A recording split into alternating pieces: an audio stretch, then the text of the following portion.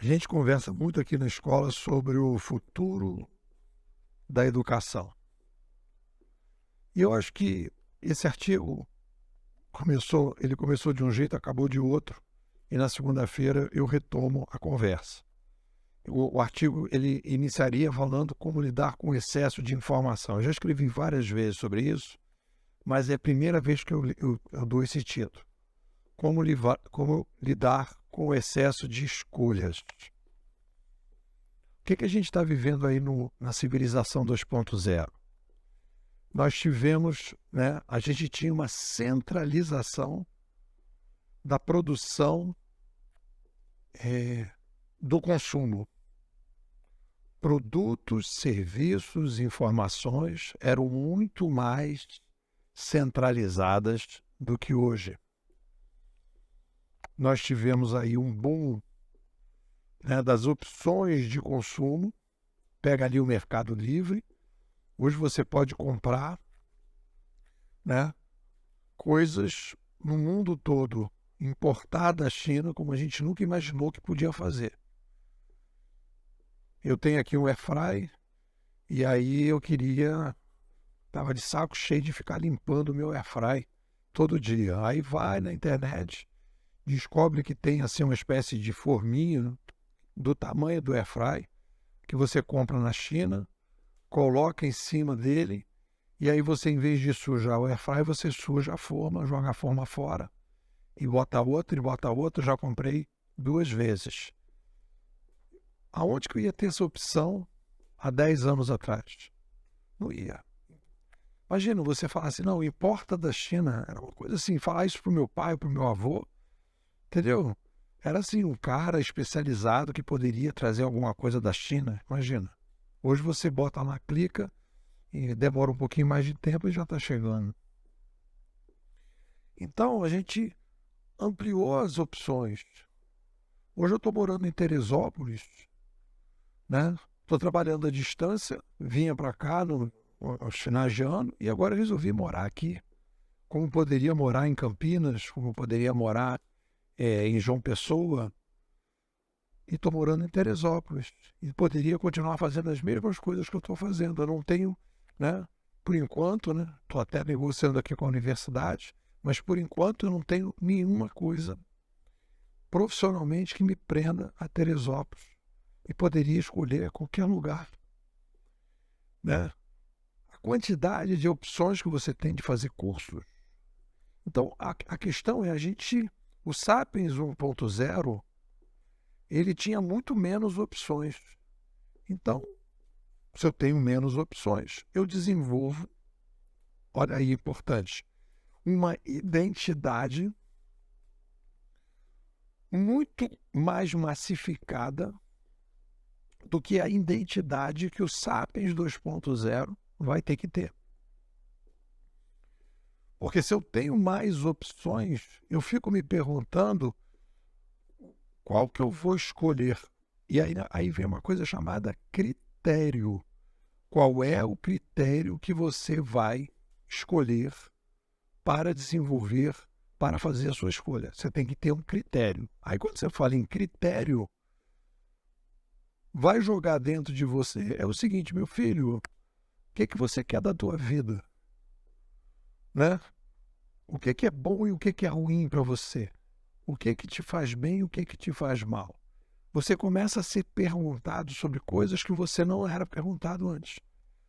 Então, o que significa isso?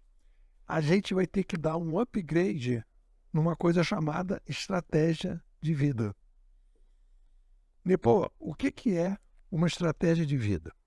E aí tem uma coisa muito interessante que a gente está desenvolvendo aqui no futuro e-book que nós vamos falar sobre o Sapiens 2.0.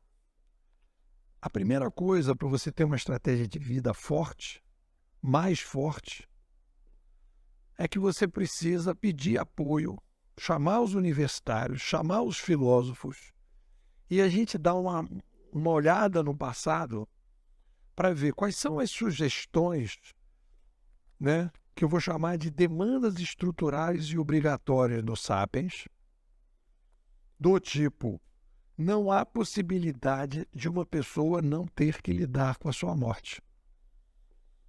Você pode querer enganar, você pode querer enrolar, você pode querer fazer o que você quiser, mas você vai ter que se relacionar com uma coisa chamada morte.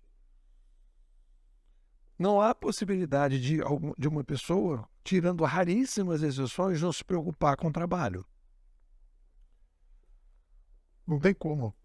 Não há possibilidade de uma pessoa não se relacionar com a sua saúde física e mental. Porque essas coisas vão ter consequências. Se você não se preocupa com a sua saúde, vai ter consequências. Se você não está nem aí para a sua morte, não faz uma estratégia, não pensa que você vai chegar a um determinado momento que vai acabar, então aí você vai se sentir de uma determinada maneira quando chegar lá na frente. Então tudo isso são coisas básicas, obrigatórias, que a gente tem que pensar. E aí os filósofos fizeram o quê? Bom, já que nós temos que vamos morrer, como é que a gente lida com isso? Já que a gente tem que se relacionar com a saúde, como é que a gente lida com isso? Já que a gente tem que trabalhar, como é que a gente lida com isso? Aí, das demandas estruturais e obrigatórias do Sapiens, nascem as filosofias de vida mais fortes. As filosofias de vida mais fortes, presta atenção, filosofias de vida mais fortes não são as suas escolhas. Não é assim, a minha filosofia de vida mais forte é que eu escolhi medicina. Não. A filosofia de vida mais forte é aproveitar as experiências das sugestões e daquilo que funcionou no passado para que a gente possa ter valores filosóficos mais fortes. E em cima desses valores filosóficos mais fortes, eu vou fazer escolhas de vidas particulares. Aí começa a vir a estratégia de vida. A minha estratégia de vida, ela vai ter uma filosofia forte, porque ela se baseia, ela não esquece as demandas obrigatórias e ela recolhe as experiências interessantes, e aí depois eu faço uma metodologia de vida mais forte. E tem coisas que são metodologia. Você ter uma disciplina, você ter por exemplo, as sugestões do Joel Moraes, né? Que você tem que ter uma disciplina criativa, estar 100% presente, etc, etc. Isso tudo são as metodologias.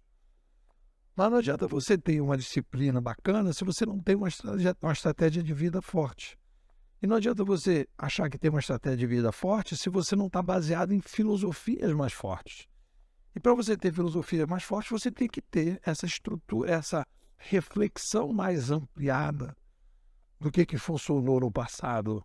E a gente não pode ignorar determinadas demandas básicas. Então, o Sapiens 2.0 vai ter que ser muito mais original para que a gente possa fazer escolhas melhores nessa nova civilização. É isso. O que vocês dizem? Como é que eu faço, né, pô? Como é que eu estou fazendo aqui no curso?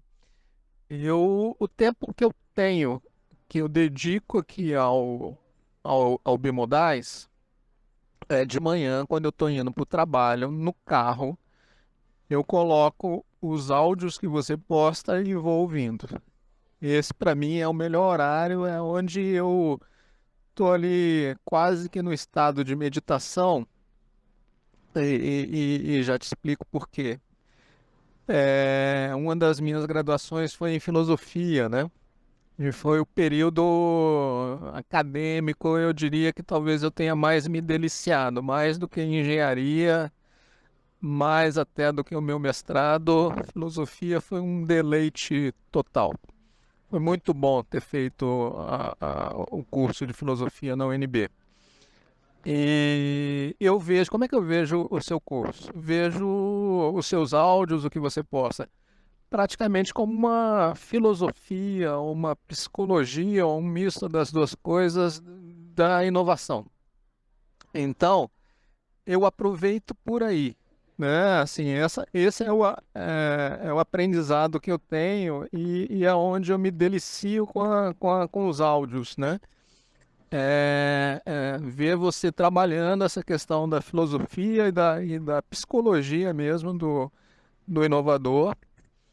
E é por aí que eu viajo. Então, isso no meu dia a dia, eu diria, do meu trabalho, não tem uma aplicação imediata, prática, mas isso serve como um background que eu vou formando, que eu vou criando para mim.